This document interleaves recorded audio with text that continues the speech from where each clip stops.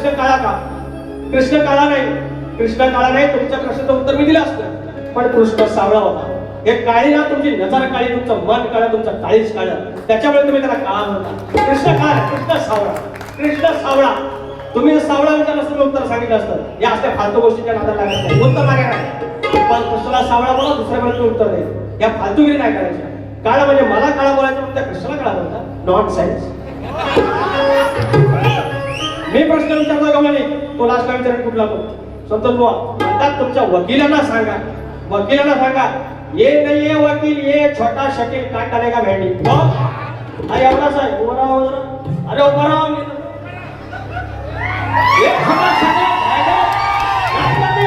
अरे हे ना पाणी बांधलं, गेल्या वर्षी तुम्ही पाणी बांधलात ना, मग नाच करते काय विचारा, बोलायचं आहे तुम्हाला काय? नको नको.